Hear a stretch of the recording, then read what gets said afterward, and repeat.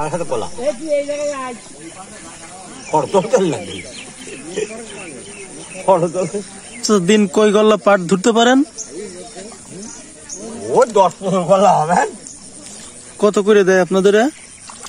আমাদের নিজেদের ধরতে 30 টাকা 40 টাকা 35 টাকা।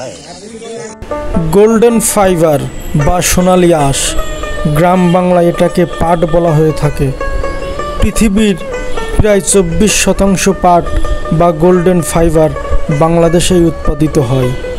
প্রিয় দর্শক বন্ধুরা, আজকে আমার এই ভিডিওর মাধ্যমে গ্রাম বাংলার ঐতিহ্য পাট বা সোনালী আঁশ ধোয়ার যেই দৃশ্য থাকে সেটাই দেখানোর চেষ্টা করব।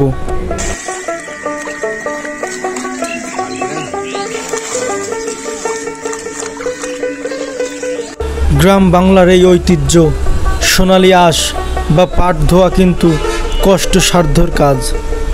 এখানকারই দিন মজুরেরা দিনে প্রায় 10 থেকে 12 গল্লা পাট ধুতে পারে, যা প্রতি গল্লা দেওয়া হয় 30 থেকে 35 টাকা।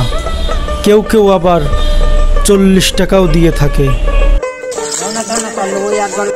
বাংলাদেশে সাধারণত বর্ষাকালে আষাঢ় ও শ্রাবণ মাসে পচাতে দেয়া হয় এই পাট। মূলত 2 থেকে 3 সপ্তাহ পানিতেই ভিজালে পচে যায় এর বাকল। পচে যাওয়া বাকলগুলো ছাড়ানোর পরেই কিন্তু বেরিয়ে আসে সেই কাঙ্ক্ষিত সোনালী আঁশ।